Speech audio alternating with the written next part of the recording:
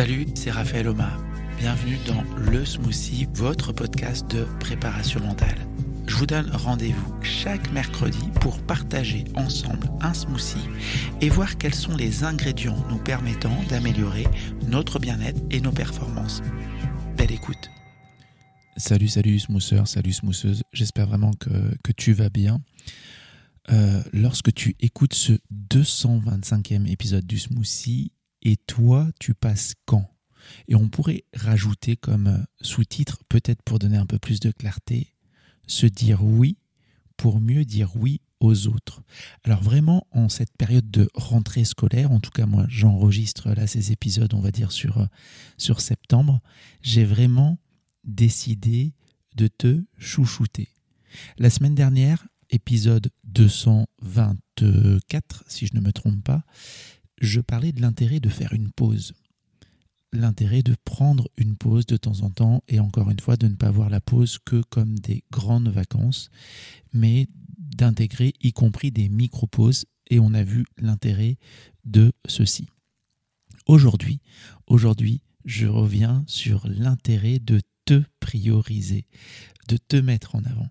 Alors, encore une fois, je pense que si tu écoutes cet épisode en Occident, tu es aussi dans une société où finalement on parle régulièrement de performance, de développement, de rentabilité, de croissance. En tout cas, je reconnais que je suis très souvent dans des écosystèmes où l'on parle de ces sujets.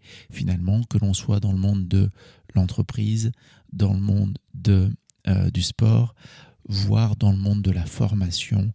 Voilà, on va parler performance, rentabilité, croissance, efficience aussi, c'est un mot qui revient très souvent. Et finalement, au milieu de tout ça, là, de tous ces nuages de mots, on peut avoir tendance à oublier la personne la plus importante, à savoir toi, à savoir la personne qui finalement essaye de rester performante, d'être rentable, de bien s'organiser, d'être efficace, d'être efficiente, etc. Alors, comme souvent, peut-être que tu le sais, mais j'ai mes idées du smoothie grâce aux échanges que j'ai, grâce à mon métier principalement, mais parfois aussi à des observations que je peux avoir en tant qu'individu, tout simplement, ou père ou autre. Et là, le déclic que je l'ai eu à la REF. Alors la REF, la REF, c'est la Rencontre des entrepreneurs de France. Événement organisé par le MEDEF et j'y ai été invité par ma maison d'édition, enfin la maison d'édition dans laquelle j'ai écrit 8 clés pour gérer son stress comme les champions. Et donc j'y ai rencontré forcément des entrepreneurs pendant un temps de dédicace en fait. Et j'ai eu une entrepreneur qui m'a dit voilà, moi j'ai du mal à me prioriser. Tout le monde passe avant moi. Mon entreprise, la pression que je me mets par rapport à mon entreprise passe avant moi, mes salariés passent avant moi, ma famille passe avant moi. Et cette personne m'a ajouté que parfois, elle se sentait du coup à fleur de peau, tout le temps en flux continu, et que typiquement, si un de ses enfants faisait juste, entre guillemets, un pas de côté, elle pouvait avoir du mal à réguler ses émotions à ce moment-là et peut-être à surréagir. Alors ça ne veut pas du tout dire que c'est une mauvaise maman, une mauvaise mère, mais juste une personne fatiguée, une personne qui est saturée, une personne qui ne se priorise pas. Et le fait de ne pas se prioriser, finalement, c'est de toujours se faire passer après. D'où le titre aussi de cet épisode. Et toi, tu passes quand ? Donc, c'est vrai qu'on va toujours faire passer les autres avant nous, les autres, mais encore une fois, parfois on parle même d'entreprise, des enjeux avant nous, et ça peut créer une accumulation de fatigue chronique, finalement un peu comme le stress, et j'ai l'occasion de le répéter déjà à plusieurs reprises. C'est pas le stress qui est problématique, c'est le stress continu, c'est le fait d'être toujours un peu stressé. Sur la fatigue, c'est pareil.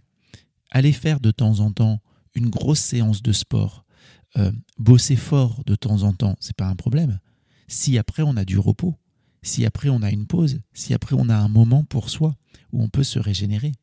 Mais donc quand on ne se priorise pas, on est dans une fatigue chronique puisqu'il y a toujours, le monde ne cesse jamais de tourner et donc on peut toujours faire et on peut surtout toujours faire pour les autres. On aura aussi, au-delà de la fatigue, moins de lucidité dans les moments importants. Là aussi, smootheur, smootheuse, si tu es un habitué ou une habituée du smoothie, tu m'as déjà entendu parler peut-être de l'intelligence du stress, du mode mental automatique. Et quand on est stressé, quand on est fatigué, on est dans la dichotomie, on est dans quelque chose de très tranché. C'est pas le moment où on va nuancer, où on va relativiser. Non, tout peut prendre de grandes proportions. Et donc, troisième point, au-delà de la fatigue, au-delà du manque de lucidité, mes émotions débordent. Je fais passer tout le monde avant moi, je ne m'écoute pas, je suis crevé, et là, quand ça pète, ça pète. D'accord ? Et donc, on peut avoir après aussi une perte de sens liée, encore une fois, à cette fatigue. Et donc, c'est vrai que ça part d'un bon sentiment. Je veux dire, c'est super sympa. Hein, c'est super sympa de ne pas se prioriser. Alors, c'est pas que de la sympathie. Hein. Il y a des enjeux pour une personne, par exemple, qui gère sa boîte, qui veut être là pour ses salariés. Bien entendu qu'on le fait sans doute aussi pour soi. Et d'ailleurs, je pourrais même enlever le sans doute. On le fait aussi pour soi. Mais même si ça part d'un bon sentiment et que je fais tout le temps passer mes enfants avant moi, mon entourage avant moi, mes amis avant moi, c'est un exemple, hein, je ne dis pas que moi c'est ce que je fais, mais finalement on s'épuise. Alors, en quoi est-ce que le fait de se prioriser peut tout changer ?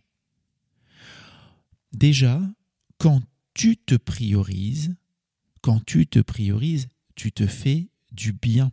Alors, ce n'est pas un bien uniquement physique, c'est un bien physique, c'est un bien mental, ça joue même sur ta confiance. Parce que tu dis à ton système nerveux, ok, là, je peux souffler et je peux prendre soin de moi. Je peux faire ce qui me fait du bien, je peux faire ce qui m'aide à aller bien, à me faire plaisir. Et donc, si je peux prendre du temps pour me faire plaisir, ça veut dire que j'ai de la valeur, ça veut dire que je compte, ça veut dire que mes ressentis sont importants et que je les écoute. Et on a Christine Neff, qui est une chercheuse sur de l'autocompassion. Pareil, j'ai déjà fait, mon ami, un épisode sur l'autocompassion. Je suis désolé, là, je n'ai pas le numéro, je vais essayer de le retrouver. Mais autocompassion, j'en ai déjà parlé.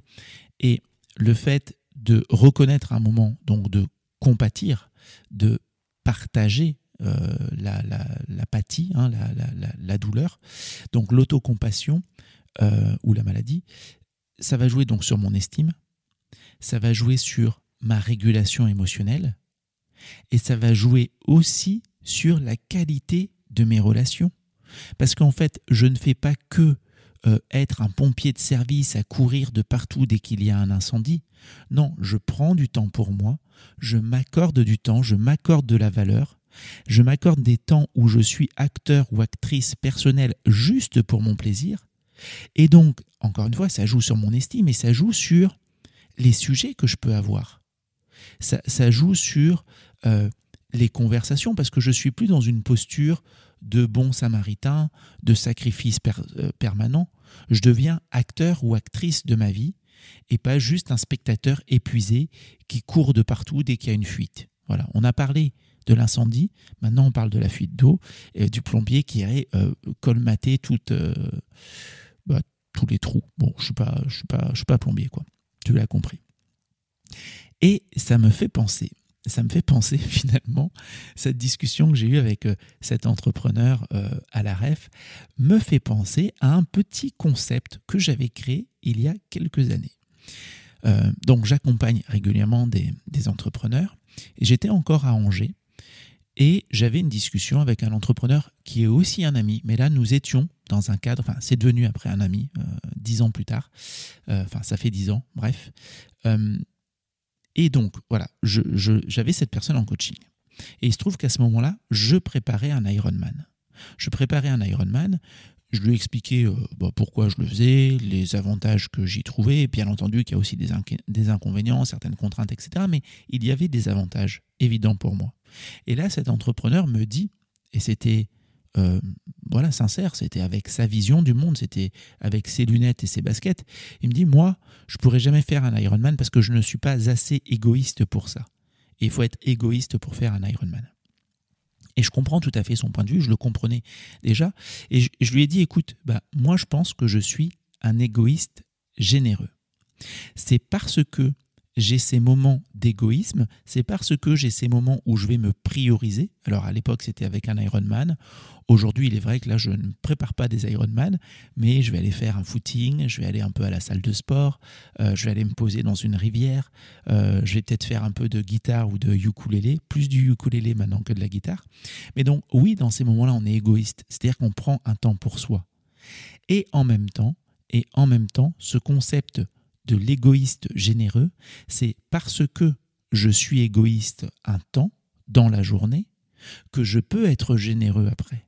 Que je peux être généreux, alors ça peut être dans un cadre professionnel, parce qu'il faut être généreux aussi dans le cadre professionnel et que je pense l'être avec mes clients, mes clientes, les personnes d'une manière générale avec lesquelles je bosse. Et en même temps, être généreux aussi avec mes proches, avec ma famille, avec mes amis, être disponible pour ces personnes. Et je peux être pleinement disponible pour ces personnes parce que j'ai été un temps disponible pour moi. Encore une fois, je vais reprendre cette image de balancier, de balançoire, mais c'est parce que j'ai pris de l'élan, parce que je me suis régénéré, parce que j'ai pu aller me poser les fesses dans une rivière et que j'adore ça, et que là j'ai été égoïste, que là mon téléphone était coupé, que je peux être disponible après. Et donc, je pense vraiment que en donnant finalement, en se donnant du temps pour soi, on peut donner aussi pour les autres. Et quelqu'un qui ne donne pas, finalement, qui ne se donne pas du temps pour lui, finalement s'épuise et sera même moins généreux, tout simplement parce que fatigué, parce que débordé, parce que finalement il y aura toujours quelque chose d'autre à faire ailleurs. Donc vraiment l'idée là de ce petit exemple et cette incarnation, on pourrait dire, de l'égoïste généreux, il n'y a pas besoin de faire un Ironman. Il n'y a pas besoin de faire un Ironman. Égoïste, mets-le en parallèle avec le fait de faire une pause, ce qu'on évoquait la semaine dernière. Prendre un thé, prendre un café, prendre la boisson que tu aimes, peut-être avec un livre, peut-être juste en regardant à travers la fenêtre, mais en étant seul et pas disponible pendant un temps, c'est être égoïste et c'est se régénérer. Faire un footing ou une activité sportive que tu aimes, peut-être aller nager, marcher, juste lire 2-3 pages d'un livre que tu aimes, c'est un temps pour toi. C'est incarner vraiment un temps pour toi.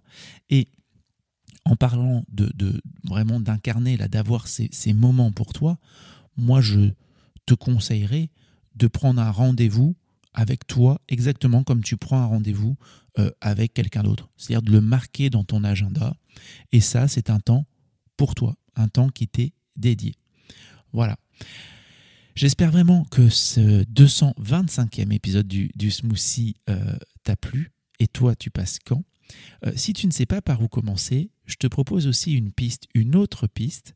La semaine prochaine, on va parler de l'intérêt des petits pas. L'intérêt des petits pas. Je t'en dis pas beaucoup plus là, mais avec des petits pas, il peut y avoir de grands changements. Ok ? Donc je te dis à très bientôt. J'espère que tu vas commencer petitement à te prioriser si ce n'était pas déjà le cas. Et si tu le faisais déjà, n'hésite pas à me partager un peu de quelle manière tu te priorises.